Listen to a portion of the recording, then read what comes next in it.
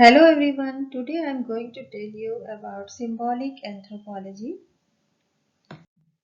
First, we know what are symbols. Symbols are the objects, living things, social processes, art, language, script, words, color, actions, dance, singing, festivals, or anything which denotes culture or which are important for any culture.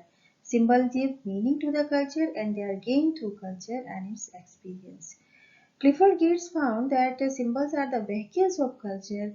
Victor Turner defined symbols as operators in the social process and culture, and David Snyder viewed symbols govern rule in society, and he defined culture as a series of symbols. तो in this way different anthropologist जो symbolic anthropologist कहे जाते हैं इन्होंने symbols को अलग अलग तरीके से डिफाइन किया। तो हम देख सकते हैं कि सिंबल्स जो है मीन्स किसी भी कल्चर या सोसाइटी में कुछ ऑब्जेक्ट्स या लिविंग थिंग्स या social processes, art, language, scripts, colour, actions जैसे कि डांस, सिंगिंग या फेस्टिवल्स या कोई भी रिचुअल हम करते हैं तो ये सारे सिंबल्स की तरह एक्ट करते हैं। और सिंबल्स जो है मीनिंग्स देते हैं, मीन्स किसी भी कल्चर को जो है उसको वैल्यू देने का काम करते हैं। सिंबल्स उसको मीनिंग देते हैं, उसके पीछे का अर्थ पता चलता है इन सिंबल्स के थ्रू। तो symbols give meaning to the culture, they are gained through culture and experience. किसी भी कल्चर में जब हम रहते हैं और उसमें जो एक्सपीरियंस करते हैं टाइम के साथ तो उनके सिंबल्स की हमको मीनिंग पता चलती है। तो क्लिफर्ड गिट्स ने इसीलिए कहा कि symbols are the vehicles of culture, means symbols हैं जो किसी भी कल्चर को गतिमान बनाए रखते हैं, ये आगे लेके जाते हैं, मीन्स एक्शन में रखते हैं सिंबल्स कल्चर को और व्हीकल्स का काम करते हैं। विक्टर टर्नर ने कहा कि these are the operators in social process and culture, means they give the value to the culture and action जो है सिंबल्स का जो रोल है एज एन ऑपरेटर यहाँ पे शो किया उन्होंने, मीन्स फंक्शनल जो एस्पेक्ट है सिंबल्स का वो विक्टर टर्नर ने बताया। और David Schneider view the symbols govern rule in the society. Symbols जो है वो किसी भी सोसाइटी या समाज में रूल्स को गवर्न करने में हेल्प करते हैं। तो इस तरह और उन्होंने कल्चर को कहा कि it's a series of symbols. Here are some pictures of the symbols. First is the swastik. ये हिंदू जो सिस्टम होता है उसमें वर्शिप में स्वास्तिक को हम यूज करते हैं। किसी भी शुभ काम करने जाते हैं तो वहां पर हम स्वास्तिक इस तरह का रेड स्वास्तिक बनाया जाता है और इससे माना जाता है कि ये कोई भी काम करेंगे तो वो ठीक होगा, वेल बीइंग के लिए शुभ होगा और it's a sacred symbol of Hindu peoples. And next is the Nazi Germany का ये स्वास्तिक है, mean same swastika is use by Nazi Germany. And ये नाजी जर्मनी का जो स्वास्तिक है उनके लिए तो पावर और डोमिनेंस का सिंबल था, स्ट्रेंथ का सिंबल था, but for the other countries this swastika of Nazi Germany is used as a symbol of terror. Next is the symbol of dragon, and this dragon is a symbol of power, strength, well-being, dominance for East Asian, most of the East Asian countries like China, Japan, Taiwan, Vietnam, etc. But for other countries, a symbol of terror या bad luck का ये symbol है। इसी तरह जो colours होते हैं वो भी सिंबल्स की तरह रोल प्ले करते हैं। जैसे कि वाइट कलर जो है वो सिंबल होता है, अगर इंडिया में देखा जाए तो white colour is a symbol of peace. White colour is a symbol of knowledge because जो हमारी जो गॉडेस सरस्वती है वो वाइट कलर पहनती हैं, तो नॉलेज का सिंबल है। ये पीस का सिंबल है, जो वाइट पिजन है उसको हम मैसेंजर ऑफ पीस मानते हैं। लेकिन जो मॉर्निंग रिचुअल्स होते हैं जैसे कि जो फुनरल मीन्स डेथ रिचुअल्स होते हैं उनमें भी वाइट कलर पहना जाता है, विडो वुमेन भी पहनती है। But in European countries this white colour is used for marriage ceremonies, marriage gown पहनता है तो वाइट पहनते हैं, या जो चर्च में पादरी होते हैं वो वाइट कलर पहनते हैं। कबीर पंथीज और सतनामीज भी वाइट कलर को सैक्रेड कलर मानते हैं। बट इन हिंदू जो वर्शिप होती है उसमें most of the people they wear the this saffron colour. Saffron colour को सैक्रेड माना जाता है, वाइट कलर को सैक्रेड माना जाता है। और सैफरन कलर जो है वो वेलबींग का सिंबल होता है, और स्ट्रेंथ का सिंबल होता है, पावर का सिंबल होता है। और वाइट कलर जैसा कि अभी मैंने बताया कि पीस एंड नॉलेज का सिंबल होता है। And the green colour is a symbol of happiness, joy, is a symbol of nature because nature is green। और प्रॉस्पेरिटी, तो हैप्पीनेस, जॉय, प्रॉस्पेरिटी, स्ट्रेंथ, इन सब का सिंबल। तो इस तरह जो तिरंगा का जो कलर हमने दिया है, इंडियन जो फ्लैग तिरंगा है, वो इस तरह सारे इन सभी चीज़ों को इस तरह ये मीनिंग देता है, means power, strength, unity, brotherhood, peace, ahimsa जिसको कि नॉन वायलेंस कहते हैं। तो इस तरह ये सारा कुछ इस तिरंगे से पूरा हो जाता है। और तो इस तरह कलर की जो मीनिंग होती है किसी भी कल्चर या सोसाइटी में, वो डिफरेंट डिफरेंट होती है। Same white colour is a symbol of knowledge, it's a symbol of peace for us, and the same white color is also used for funeral and widow women wear, and but it's also a sacred symbol of Kabir Panthis and Satnamis. It's also wear as a white dress in European countries। and next is the symbol of marriage. जैसे कि ring जो होती है वो universal symbol है marriage का। कहीं भी जो रिंग सेरेमनी से स्टार्ट होता है मैरिज, तो मैरिज के लिए रिंग जो है बहुत इम्पोर्टेंट सिंबल होती है। और हिंदू वीमेन जो होती है, Hindu Indian Hindu women, they wear bindi, chudi, bangles and red sari. Mostly they wear red sari और yellow sari during the marriage, and often they wear these colors। तो ये कलर जो है वो मैरिज के कलर होते हैं, या ये जो ऑर्नामेंट्स होते हैं जैसे कि मंगलसूत्र है, बैंगल्स है, और ये रिंग है, ये बिछिया और पायल भी मानी जाती है इंडिया में। तो इस तरह ये मैरिज के सिंबल्स माने जाते हैं। बट दूसरों के लिए, जैसे कि वेस्टर्न वर्ल्ड से जो जुड़े हुए लोग हैं या वेस्टर्न सोच रखते हैं इंडिया में ही, उनके लिए ये फाउंडेशन का सिंबल भी हो सकता है, बिकॉज वो बहुत लोग नहीं पहनते हैं, या सिंदूर नहीं लगाते, बिंदी नहीं लगाती है, चूड़ी नहीं पहनते, या मंगलसूत्र नहीं पहनना चाहते हैं, क्योंकि for them these are the symbols of foundation. Means वो फ्री सोसाइटी से नहीं बिलोंग करेंगे अगर ऐसा पहनेंगे। तो ऐसा डिफरेंट डिफरेंट सोच हो सकती है एक ही सिंबल्स के पीछे। तो जैसा कि हमने बताया कि रेड जो कलर्स होते हैं वो न्यूली वेड जो दुल्हन होती है, ब्राइड, वो पहनती है। But in Africa the red is a funeral dress, red funeral dress. तो डिफरेंट जो मीनिंग हो सकती है एक ही कलर की अलग अलग सोसाइटीज हैं कल्चर में। Here are some language symbols, जैसे कि ये फर्स्ट जो आप देख रहे हैं कि these are the symbols of Hindi. Hindi script है, हिंदी लैंग्वेज का सिंबल है। और next is the symbol of Japanese language. इसी तरह इंग्लिश के अल्फाबेट्स भी सिंबल्स होते हैं। Different languages all around the world, they have their own symbols for communication. Nowadays emojis जो है वो सिंबल्स बन गए हैं, इंटरनेशनल लैंग्वेज सिंबल है। और कोई भी जो फीलिंग्स है कम्युनिकेट करना है, तो with the help of emojis आजकल हम कम्युनिकेट करते हैं। मीन्स हम हैप्पीनेस का भी यहाँ पर इमोजी होता है, एंगर का होता है, या डिफरेंट मूड्स का, डिफरेंट ऑब्जेक्ट्स भी होते हैं, जिसमें कि आप कार से लेकर कोई भी ऑब्जेक्ट आपको इमोजीज के थ्रू आप प्रेजेंट कर सकते हैं, अपनी फीलिंग्स को कम्युनिकेट कर सकते हैं। Next is, what is symbolic anthropology? Study of cultural symbols, cultural process, socio-cultural processes to get the better understanding of a particular society and culture is known as symbolic anthropology। तो ये जो cultural process है, जो symbols हैं या cultural process है, उनको किसी भी कल्चर या सोसाइटी को कि हम अच्छे से समझ सके, इसलिए हम सिम्बल्स की स्टडी करते हैं और इसी को हम सिम्बॉलिक एंथ्रोपोलॉजी कहते हैं। It tries to understand the meaning of symbols and how people understand their surroundings. Symbolic anthropology assumes that culture lies within the basis of individuals' interpretation of their surrounding environment.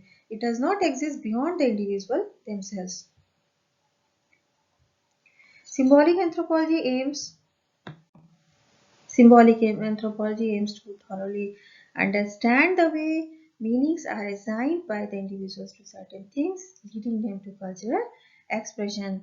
There are two mainly recognized approaches to the interpretation of symbolic anthropology.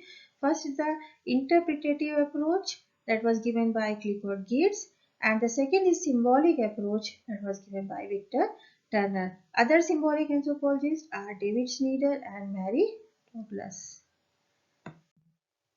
Clifford Geertz. Clifford Geertz was considered for 3 decades the single most influential cultural anthropologist in the United States. He defined symbols as vehicles of culture, and he viewed that cultural symbols enables us to see the worldview of society.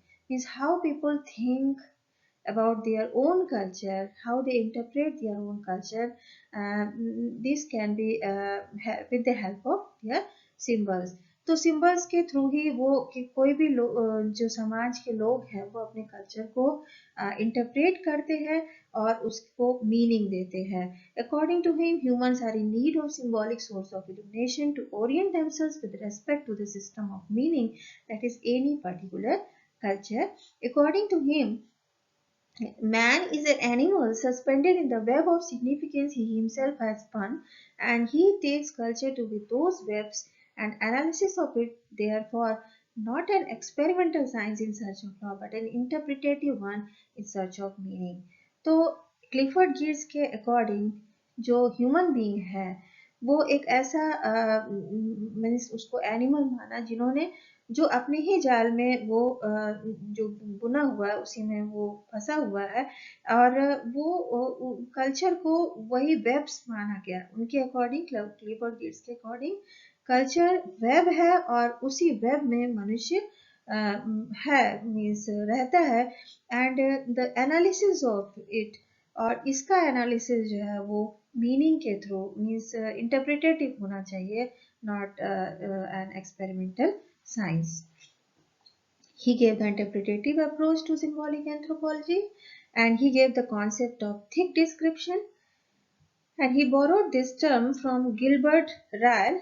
Gilbert Ryle ने सबसे पहले thick description word दिया था और उसी को Clifford Gibbs ने utilize किया for interpretation of culture. Culture interpretation में उन्होंने थिक डिस्क्रिप्शन को इस्तेमाल किया अपनी बुक इंटरप्रिटेशन ऑफ कल्चर में.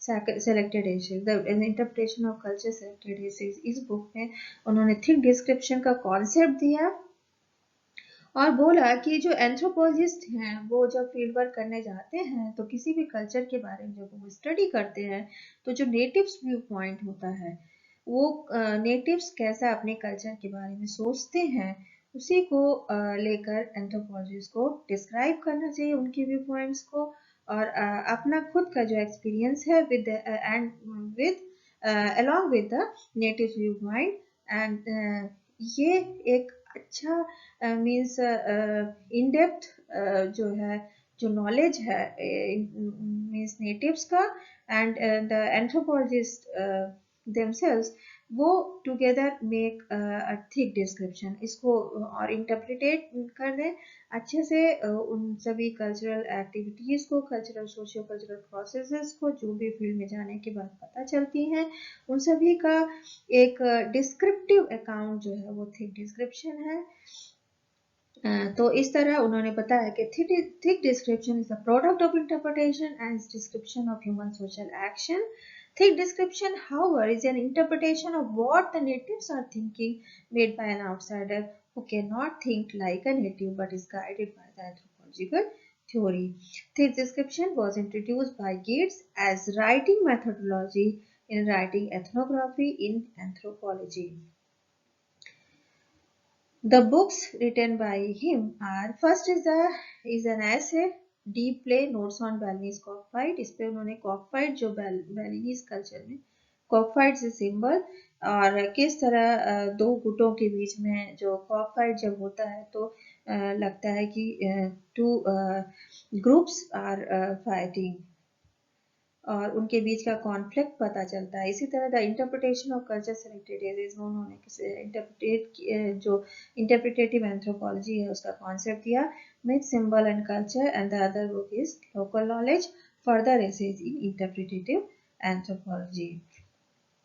So this was the contribution of Clifford Geertz in symbolic anthropology, and because he gave the interpretative approach to this symbolic anthropology, that is why he also called as interpretative anthropologist or the founder of the interpretative anthropology. So he was both interpretative and symbolic anthropologist. Next is Victor Turner, and Victor Turner was very much influenced by British structural functionalists like Radcliffe Brown, Raymond Firth, Mayor Force, and he tried to investigate the role of symbols, how symbols perform various social functions. According to him, symbols instigate social action and exert determinable influences inclining persons and groups to action. He defined symbols as operators in social process which produce social transformation which bind the people to the society's norm.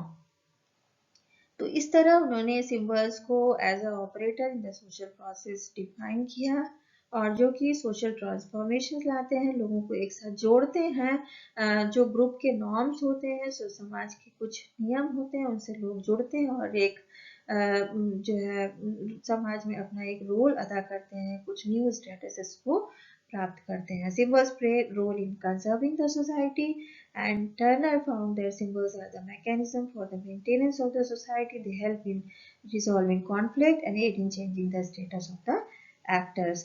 So in this way, symbols play a role in conserving the society. Symbol acts as an operators in social process. They produce social transformations. They help in resolving conflict and also help in changing the status of the actors. The term multivocality was given by Victor Turner to indicate that one symbol can have different meanings or one can stand for the multiple things. तो एक ही symbol बहुत सारी चीजों के लिए वो use किया जा सकता है, ऐसा बताया मल्टीवोकलिटी टर्म देने के बाद विक्टर टर्नर के according. Then his greatest contribution to anthropology though is said to his work on liminality and communitas. Liminality and communitas ये दो जो कॉन्सेप्ट विक्टर टर्नर ने दिए. वैसे लिमिनैलिटी जो वर्ड है वो आर्नोल्ड वॉन जेनेप के द्वारा दिया गया है. आर्नोल्ड वॉन जेनेप ने ये टर्म कॉइन किया था और इसी को विक्टर टर्नर ने अपने जो सिंबॉलिक एंथ्रोपोलॉजी में उस कॉन्सेप्ट को यूज किया लिमिनैलिटी को, and he also give the word कम्युनिटास.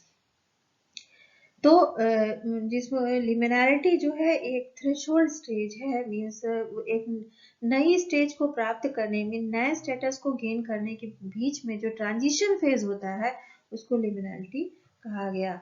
And communitas in an acute point of community, it takes community to the next level. Communitas means एक नई कम्युनिटी पहुंचने के लिए जो बीच का स्टेज है वो कम्युनिटास कहा है. And it allows the whole of the community to share a common experience.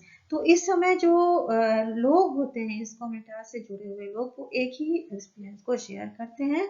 And with the help of rites of passage, means liminality communitas जो है वो न्यू जो स्टेटस को गेन करते हैं through right of passage.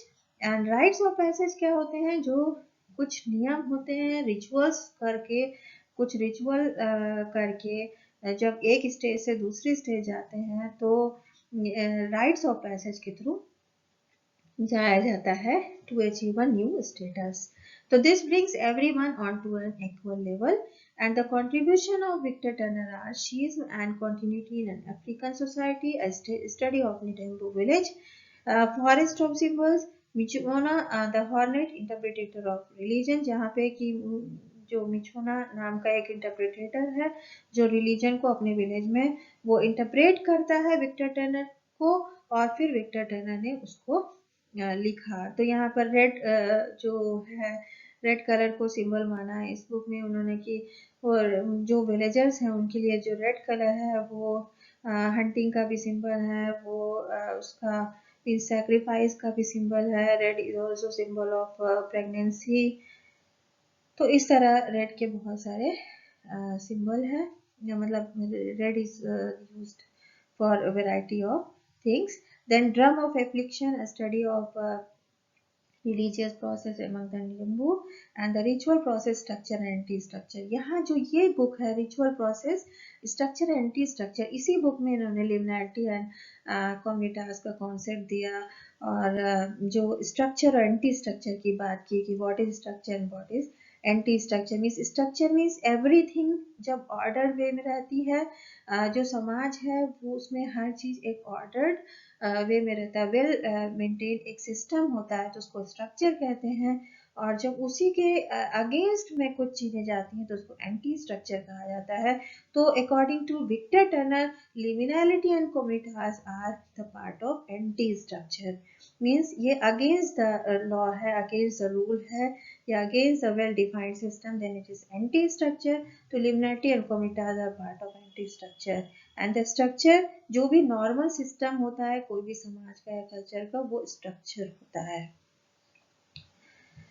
Next is the rites of passage. What is rite of passage? तो rite of passage जो word है या जो लिमिनैलिटी का कॉन्सेप्ट था, it was given by Arnold von Gennep, और इन्होंने ही ये कॉन्सेप्ट दिया था। इसी को यूज किया विक्टर टर्नर ने अपने symbolic anthropology के कॉन्सेप्ट में।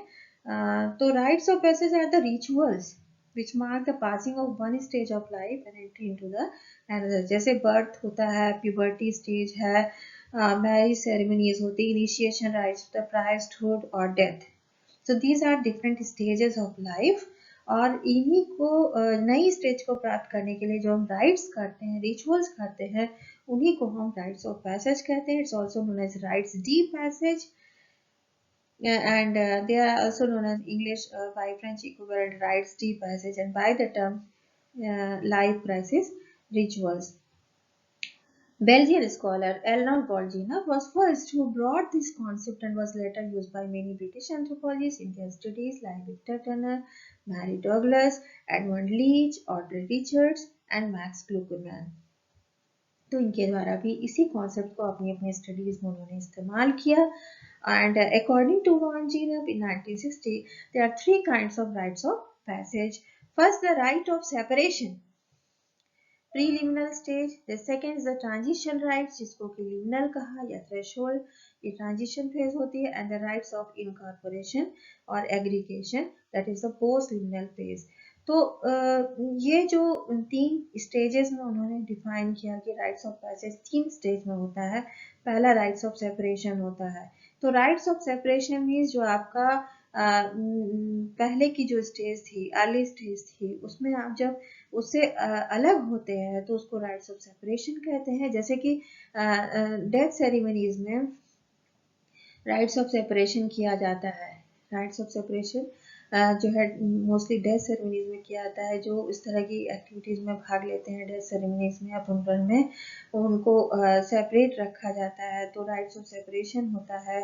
और प्रीलिमिनल जो है इसको स्टेज कहा क्योंकि ये लिमिनल के पहले की स्टेज है, इसलिए प्रीलिमिनल है। बीच में ट्रांजिशन स्टेज आती है जो कि अक्सर मुंडन संस्कार या जो चेंज ऑफ रिलीजन या कास्ट है उसमें भी ट्रांजिशन स्टेट होती है, बर्थ रिचुअल्स में ट्रांजिशन। तो इस तरह ट्रांजिशन जो है वो स्टेज है जिसको कि लिमिनल या थ्रेशोल्ड कहा गया। And right of incorporation, that is new status achieve करने की जो स्टेज, जैसे कि मैरिज है, इसमें न्यू स्टेटस अचीव होता है तो इसको पोस्ट लिमिनल स्टेज कहा गया। साधारणतः सारे जो हमारे जो लाइफ में जितने भी संस्कार होते हैं, डिफरेंट एक्टिविटीज होती है, उनमें तीनों ही स्टेजेस आती हैं और इन्हीं तीनों रिचुअल्स के द्वारा जो है एक नए स्टेटस को लोग गेन करते हैं, तो इसी को राइट्स ऑफ पैसेज कहा गया। And Turner conducted fieldwork in Central Africa, and he found that at puberty, both men and women undergo extensive ritual activities in order to mark the initiation into adulthood. Turner remarked that these rites of passage negate the normal rules and social hierarchy of the society. This negation of social structure is called comitas by him.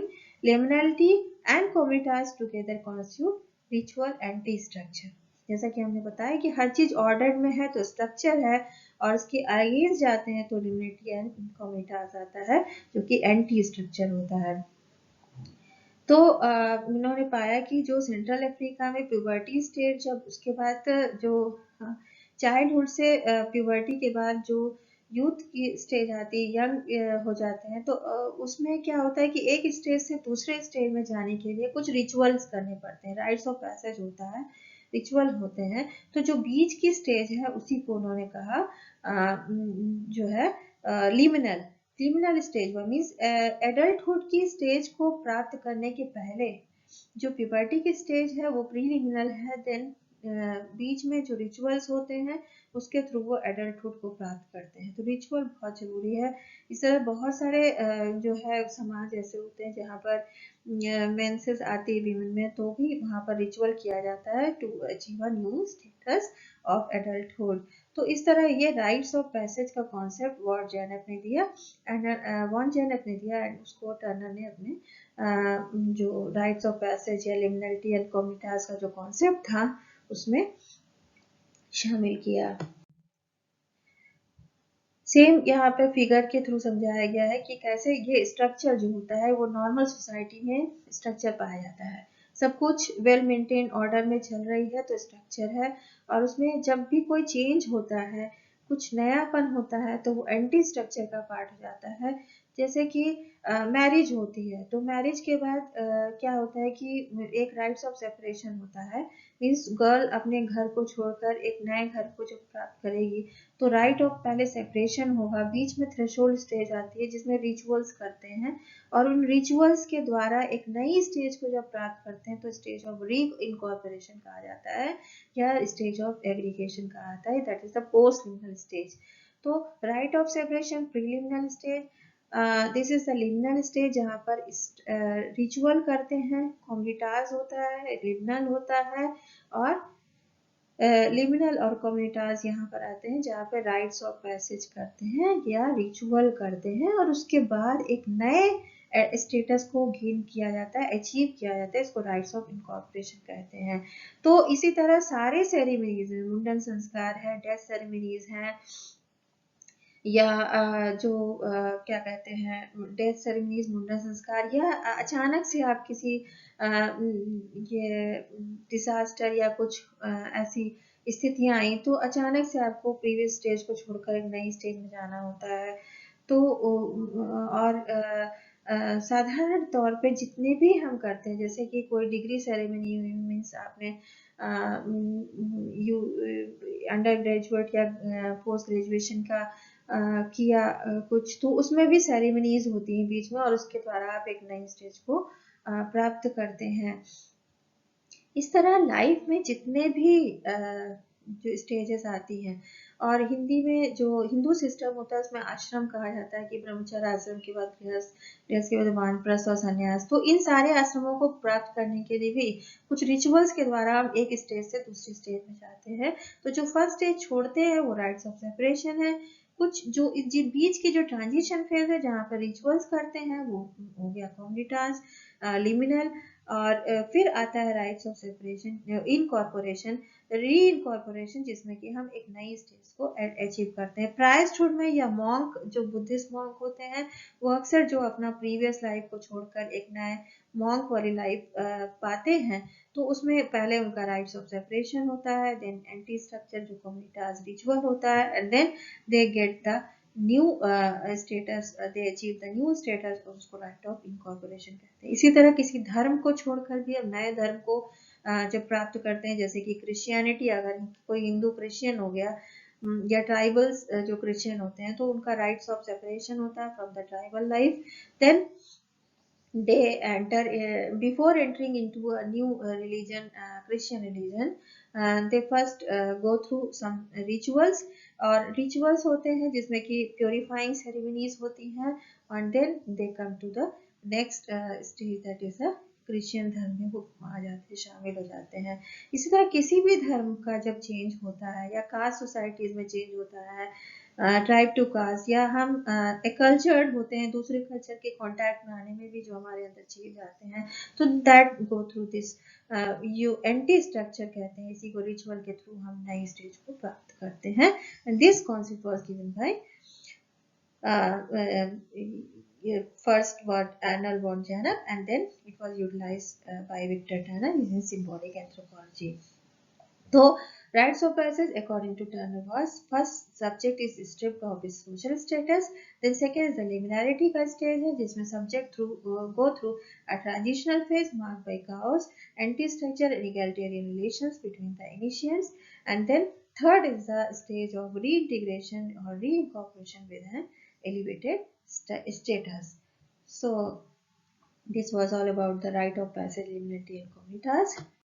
Next is David Snyder. David Snyder was an American symbolic anthropologist who belonged to Chicago School of Anthropology, and he was influenced by Levi Strauss.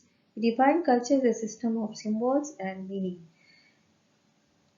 And he argued that culture cannot be inferred from a single regular pattern of behavior. Regularity in behavior जो है वो जरूरी नहीं है कि वो culture हो, और कल्चर को उन्होंने कहा कि is a system of symbols and meaning. तो सिंबल्स और मीनिंग का जो सिस्टम है वही कल्चर है। It was defined by Snyder, and he defined that culture system is a series of symbol, where symbol is something which stands for something else, means symbol की जो meaning होती है वो थोड़ा उससे परे होती है, and he tried to identify the role of symbols in governing the role of society. तो जो society है उसमें norms के रूप में या जो society को well organized manner में चलने के लिए symbols जो है बहुत important role अदा करते हैं, and he examined the kinship, उनका सबसे बड़ा जो इसमें contribution है वो kinship में है, और उन्होंने kinship को माना कि एक cultural system है that is based on shared symbols and meanings, and this form of analysis became known as culturalist approach. तो उसका उनका जो approach था उसको culturalist approach कहते हैं, जिसमें उन्होंने kinship को एक cultural system के रूप में माना जो कि shared symbols and meanings के आधार पर based है। Snyder suggested that blood was the core symbol of kinship in United States. उनकी बुक जो American Kinship a Cultural Account है, इसमें उन्होंने जो kinship की स्टडी की और उन्होंने माना कि जो यूनाइटेड स्टेट्स में जो कोर सिंबल ऑफ किनशिप है that was blood, and he characterized that kin ties as bonds of diffuse enduring solidarity. Kin solidarity was derived from a combination of two sources. First, the relationship as a natural substance and relationship as a code of conduct. तो इसी के आधार पर उन्होंने दो type की relationship बताई। पहला था जो ब्लड रिलेटिव्स होते हैं, जो कि that is based on natural substance, means kin ties on the basis of natural substance, and kin ties on the basis of code of conduct, जिसको कि marital ties कहते हैं। marital conduct जो kinship होती है, जो मॉर्गन ने define किया था इसी को कॉन्सेंटिनियल किनशिप एंड एफाइनल किनशिप, और जबकि यहाँ पर डेविड स्नीडर के अकॉर्डिंग ये जो किनशिप दो तरीके की हैं।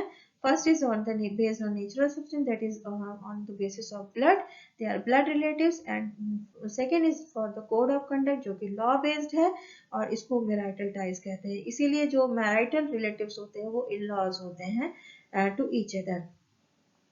तो टू अपोज्ड ऑर्डर उन्होंने अमेरिकन कल्चर में बताया, the order of nature and the order of law, and according to natural basis of kinship lie in the blood ties, that is the genetic, and the legally enshrined code for conduct regulates the marital ties.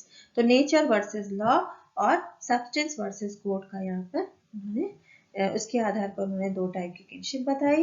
And David Schneider से and British anthropologist Needham together criticized that a comparative study of kinship, that is the relationship between the physical and biological and the social ties, उसको उन्होंने criticise किया। And since the early 20th century anthropologist study the social aspect of the kinship. तो early 20th century तक anthropologist सिर्फ social aspect of kinship को ही study करते थे, और डेविड स्नीडर ने ये जो कॉन्सेप्ट दिया कि जो फिजिकल या बायोलॉजिकल जो टाइज के आधार पर भी किनशिप होती है। तो David स्नीडर pointed out in his critique of study of kinship that sexual procreation was taken as a core symbol of kinship in European and Euro-American culture. तो यूरो-अमेरिकन और यूरोपियन कल्चर में जो सेक्सुअल प्रोक्रिएशन या sexual reproduction है, उसी को core symbol kinship का माना गया, कि जो किनशिप है उसका जो बेसिस है वो सेक्सुअल रिप्रोडक्शन, सेक्सुअल प्रोक्रिएशन ही है, और उसके आधार पर ही जो किन्स बनते हैं दो तरीके के। और Schneider argued that anthropologist had brought into field their own cultural assumptions of the kinship. तो अपने अपने कल्चर का ही जो उन्होंने असम्पशंस वो लाते हैं anthropologist. And he also give his views on gender and feminist approach on to kinship. तो किनशिप में जो विमेन है उनका बहुत बड़ा रोल होता है।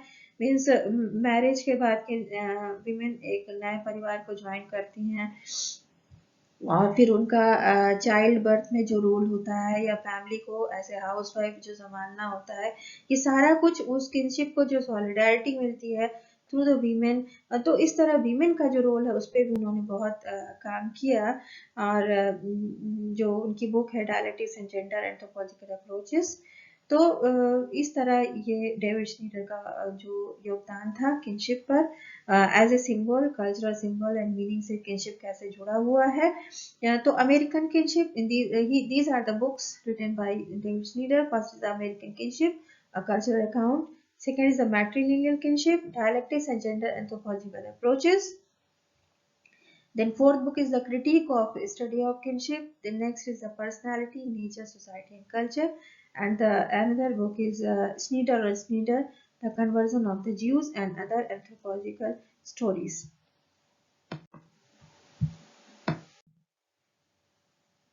Here two pictures are given. First is the kinship based on nature and the other is based on code of conduct. जैसा कि हमने बताया कि डेविड स्नीडर का जो कॉन्सेप्ट था जिसमें कि उन्होंने टू टाइप ऑफ किनशिप बताई, first is on the nature, based on nature, the second is based on code of conduct. तो पहले में ब्लड टाइज आते हैं जिसमें कि ब्लड किनशिप आते हैं, और किन्स आते हैं जो कि ब्लड रिलेटिव्स होते हैं आपस में, जैसे कि mother, father and their children and their children's children, they together are blood relatives. And other is on the basis of code of conduct, that is based on law, that is the marital ties, means husband and wife are together and together related to each other, or together kin to each other on the basis of law or code of conduct. Then next is the Mary Douglas. Mary Douglas was a British social anthropologist, and she was very much influenced by Durkheim and Evans Picard. And word and meanings for dirt were considered out of place in different cultural contexts, according to Douglas. And she explored the differences between sacred, clean, and unclean, illustrating the importance of social theory and context. Dirt as disorder or disruption in order to the symbol in the symbolic structure. Therefore, it must be excluded in order to maintain the integrity of the system. In book Purity and Danger, she analyzed concept of ritual purity and pollution in different societies to construct a general concept on how ritual purity is established. Douglas insisted on the importance of understanding the concept of pollution and ritual purity by comparing our own understandings and rituals to the primitive rituals. Natural symbols, in Natural Symbols book, she introduced the interrelated concepts of group and grid. Group refers to how clearly defined individual's position is within or outside a social group, and grid refers to how well defined individual social roles are within the privilege, claim and obligation networks. An important case study traced Jewish food taboos to a symbolic boundary maintenance system based on taxonomic classification of pure and impure animals. In book Purity and Danger, in the chapter The Abomination of Leviticus, she analyzed the dietary laws of Leviticus 2 through the structuralist and symbolic point of view and gave cultural theory of risk. So, cultural theory of risk was given by Mary Douglas in her book Purity of Danger and the chapter The Abomination of Leviticus. She stated that dietary laws were not based on medical materialism but rather social boundaries. deeming what is pure and impure is a way for society to structure the human experiences. In Leviticus 2, she told that the pig is prohibited to consume because while it has the cloven feet like cows or goats, it doesn't produce milk, making it an anomaly within the structure of the word. Hence, is excluded from the structure and its categorization as an impure animal. तो इस तरह एबोमिनेट foods जो कि pig है, camel है, frogs, snakes, dog, cats, vultures, eagles, cockroaches, according to Mary Douglas. And her books are Lily of Kasai, Purity and Danger, Natural Symbols.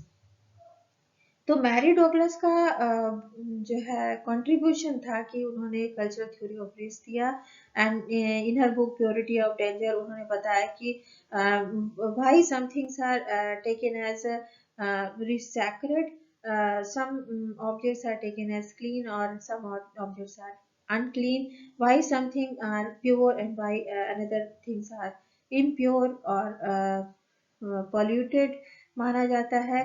तो ये जो आइडिया है वो जो कॉन्सेप्ट है रिचुअल प्योरिटी एंड पॉल्यूशन का डिफरेंट सोसाइटीज में, उसको उन्होंने एनालाइज किया अपनी बुक में प्योरिटी ऑफ डेंजर में, प्योरिटी एंड डेंजर में.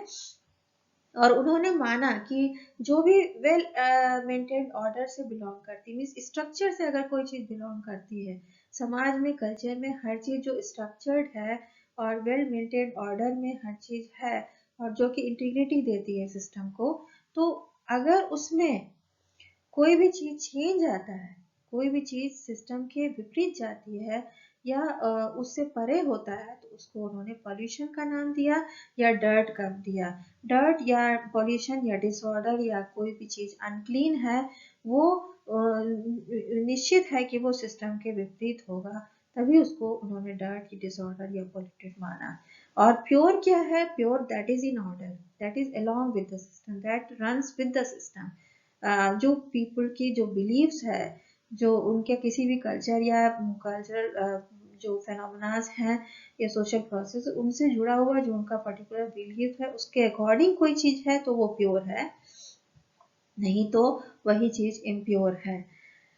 तो प्योर और impure, clean and unclean, sacred का जो कॉन्सेप्ट है उन्होंने बताया कि ये लोगों के अपनी व्यू पॉइंट पर निर्भर करता है कि वो किसी भी चीज को क्या लेकर चलते हैं. अगर वो वेल मेंटेन ऑर्डर या सिस्टम से बिलोंग करता है तो वो प्योर है, नहीं तो इम्प्योर है, नहीं तो पॉल्यूटेड है. तो इसी तरह उन्होंने प्योरिटी एंड डेंजर का कॉन्सेप्ट दिया. और प्योरिटी मतलब होता है कि with the system and danger means against the law. तो डेंजर जब आएगा तो मीन्स कोई भी चीज विपरीत जा रही है, इम्प्योर है, पॉल्यूटेड है, और उसी को प्योरिटी एंड डेंजर को मेंटेन करने के लिए, जैसा कि विक्टर रनर ने दिया था कॉन्सेप्ट कि राइट्स ऑफ पैसेज होता है, उसी तरह प्योरिटी एंड डेंजर को भी बनाए रखने के लिए कि प्योर से डेंजर की तरफ जो जा रहे हैं, तो लिमिनैलिटी और कम्युनिटास का उन्होंने जो कॉन्सेप्ट दिया था वहाँ मैरी डॉगलस के अकॉर्डिंग भी कोई भी चीज जो डेंजर स्टेट है उसको ना हो और वो भी एक सिस्टम का पार्ट बन जाए, उसके लिए राइट्स ऑफ पैसेज जरूरी है. तो रिचुअल प्योरिटी होती है. इसीलिए कोई भी चीज जब अगेंस्ट लॉ हो जाती है तो एक नए स्टेटस को गेन करके उसका रिचुअल प्योरिटी हो तो उसको प्योरीफाई करते हैं, then that becomes a part of system. तो प्योरिटी और डेंजर का कॉन्सेप्ट कह दिया कि सिस्टम के विपरीत जाना मीन्स डेंजर हो जाता है. और इसी तरह तमाम ऑब्जेक्ट्स को पॉल्यूटेड ऑब्जेक्ट्स या अनक्लीन ऑब्जेक्ट्स माने जाते हैं. ग्रुप का भी उन्होंने जो ग्रुप एंड ग्रिड का कॉन्सेप्ट दिया था, तो ये तो कल्चरल थ्योरी ऑफ रिस्क है कि प्योरिटी एंड डेंजर में जो उन्होंने बताया कि कैसे सिंबल्स होता है, जो सिंबल्स कल्चरल सिंबल्स होते हैं वो जो है मीनिंग देते हैं उस कल्चर को, और जो विद द लॉ होते हैं या अकॉर्डिंग टू द सिस्टम होते हैं, इंटीग्रिटी ऑफ द सिस्टम को मेंटेन रखने में सहायक होते हैं, वो तो प्योर है. एंड अगेंस्ट द लॉ है तो वो डेंजर कहलाते हैं. और इसीलिए इसी को बताते उन्होंने कल्चर थ्योरी ऑफ रिस्क दिया था. तो concept of group and grid, concept of culture theory of risk, concept of purity and danger, concept of clean and unclean और sacred and clean and unclean, ये सारा कुछ मैरी डॉगलस का contribution था. और उन्होंने बताया कि ये लोगों के विचारों में होता है कि वो किसी चीज को क्लीन या अनक्लीन मानते हैं अपने अपने सिस्टम, अपने अपने कल्चर के अकॉर्डिंग. तो इसी तरह मान सकते हैं कि जो हिंदू जो कास्ट सिस्टम है उसमें भी तमाम इस तरह के विचार होते हैं कि लोग किसी चीज को कि लोगों को क्लीन या अनक्लीन मानते हैं, क्योंकि उनका अपना विचार है, वो वैसा वो सिंबल मान लेते हैं और उसको वैसे ही ट्रीट करते हैं। तो इसी तरह यहाँ पर उन्होंने डाइटरी लॉज में बताया कि किन एनिमल्स को कंज्यूम किया जा सकता है और किन को नहीं। तो कुछ ऐसे कल्चर्स होते हैं जहाँ पर पिग प्रोहिबिटेड है, कुछ ऐसे कल्चर जहाँ पे पिग खा लेते हैं। और जहाँ पर प्रोहिबिटेड है वहाँ क्यों प्रोहिबिटेड है, तो उसके पीछे का उन्होंने कारण बताया कि पिग जैसे कि काउज एंड गोट्स तो ईटेबल है ऑल कल्चर्स के लिए, लेकिन पिग कुछ कल्चर्स में नहीं कंज्यूम करने में मतलब उसकी रोक होती है, क्योंकि ये मिल्क नहीं प्रोड्यूस करते हैं, ऐसा मानना है। कुछ मानते हैं कि क्योंकि ये गंदे स्थानों में रहते हैं इसलिए इन्हें नहीं कंज्यूम करना है। तो ये जो उन्होंने इसीलिए जो जो उनका एक चैप्टर था the abomination of Leviticus means why some animals और सम जो plant animal animals mostly animals, उनके बारे में क्यों ऐसा विचार है कि ये एबोमिनेट है, मीन्स उनको नहीं खाना है। तो उसके पीछे का उन्होंने कारण बताया कि क्लोवन फीड तो है, मीन्स होता है जो जैसे कि काऊ और गोट के होता है, पर वो मिल्क नहीं प्रोड्यूस करते इसलिए। इसी तरह कॉकरोचेस जो होते हैं वो गंदे स्थानों में रहते हैं इसलिए उन्हें नहीं खाया जा सकता। इस तरह कुछ ऐसे बर्ड्स हैं जैसे वल्चर्स, ईगल्स हैं, ये एबोमिनेट फूड कैटेगरी में आते हैं। फ्रॉग्स एबोमिनेट में आते हैं। Snakes, dogs, cats in the all abominate categories. इसी तरह जो कैमल होते हैं वो भी एबोमिनेट में आते हैं। पिग्स एबोमिनेट होते हैं, मीन्स रूमिनेंट नहीं होते हैं, तो पिग दूसरा मिल्क नहीं देते हैं। कैमल भी एबोमिनेट में आता है। तो इस तरह उन्होंने एक कैटेगरी बनाई कि what are abominate foods and what are eatable foods. तो इस तरह ये जो कंट्रीब्यूशन था मैरी डॉगलस का, or why some objects or animals are sacred and why others are not। तो जैसे कि हिंदू सिस्टम में भी बहुत सारे एनिमल्स ऐसे हैं जो सैक्रेड एनिमल्स की कैटेगरी में आते हैं, बहुत सारे पेड़ पौधे ऐसे हैं जो सैक्रेड होते हैं, और बहुत ऐसे हैं जो नहीं हैं। तो उसके पीछे का जो कॉन्सेप्ट है वो यही बताया कि लोगों का अपना खुद का विचार होता है और लोग जैसा अपने रोल्स के अकॉर्डिंग या सोशल स्टेटस के अकॉर्डिंग डिसाइड कर लेते हैं कि उसी के अकॉर्डिंग वो उसको निर्धारित कर देते हैं particular things as a clean और अनक्लीन और सैक्रेड और अनसैक्रेड। यहाँ पर इस स्लाइड में the concept of pure and dirt या क्लीन एंड अनक्लीन आप देख सकते हैं। First is a paper lying on the floor. अगर पेपर फ्लोर पे पड़ा हुआ है तो मीन्स अगेंस्ट द रूल है, पेपर को फ्लोर पे नहीं पड़ाना चाहिए। यहाँ पर ये एक्ट एज ए डर्ट, यहाँ पे डर्ट का काम कर रहा है, ये प्योर नहीं है, डर्ट है। और here a paper is lying on the table, it means it's a pure। या ये क्लीन है, ये क्लीन है, ये अनक्लीन है। तो क्लीन और अनक्लीन के बीच में आप इस तरह बता सकते हैं। अकॉर्डिंग टू मैरी डॉगलस के अकॉर्डिंग लोगों ने जो अपने किसी भी कल्चरल सोसाइटी में जो सिंबल्स दिया है, प्रतीक बना दिया है कि कौन सी चीज़ साफ है या नहीं साफ है, गंदी है। जैसे कि चावल अगर कोई होगा थाली में, अगर चावल साफ है तो क्लीन है, उसमें कीड़े होंगे या डर्ट होगा तो अनक्लीन है। इसी तरह लाइंग ऑन द फ्लोर, अगर पेपर को कहाँ होना चाहिए, अच्छे से कहीं पर रखा होना चाहिए, फेंका नहीं। तो फेंका हुआ है और जमीन पर है इसलिए ये अनक्लीन है, डर्टी है। और यहाँ पर मेज पर रखा हुआ है तो ये क्लीन है। इसी तरह यहाँ पर बिट्स ऑफ पेपर फ्लोर पर है और ये झाड़ू लगाने के बाद इसको हम जब डस्टबिन में रख देते हैं तो ये क्लीन हो गया, because it is inside the dustbin. तो राइट प्लेस में जब कोई चीज रहती है तो वो क्लीन है, वो प्योर है। एंड जब राइट प्लेस पर नहीं है, जब उनकी जो जगह है वहीं पर उन चीजों को होना चाहिए। ये कॉन्सेप्ट है प्योर एंड डर्ट और क्लीन अनक्लीन का। तो कोई भी चीज अपनी जगह पर है तो क्लीन है और नहीं है तो अनक्लीन है, इम्प्योर है, पॉल्यूटेड है। इस तरह कॉकरोच है, कॉकरोचेस जो होते हैं वो नाली में रहते हैं या गंदे स्थानों पर रहते हैं, या चीज़ों को हमेशा जगह को पॉल्यूट कर देते हैं, किचन में, आपके अलमारीज में, हर जगह पहुंच जाते हैं, तो ये पॉल्यूट करते हैं, मीन्स इनका जो प्लेस नहीं है वहां पर ये है, इसलिए इनको हम मानते हैं कि ये एबोमिनेट जो है ये इंसेक्ट्स हैं। और हाउस क्रिकेट्स जो है वो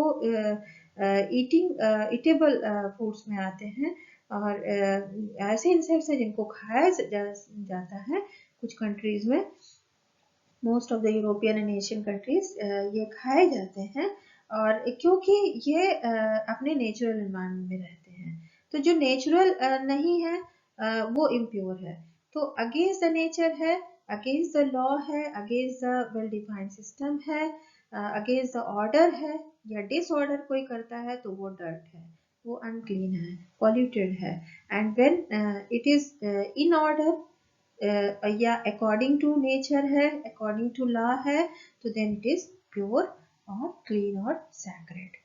So this was all about the symbolic anthropology, interpretative anthropology, and about the contribution of different anthropologists, symbolic anthropologists in the field of symbolic anthropology. Thank you very much for watching the video. Meet you in next video.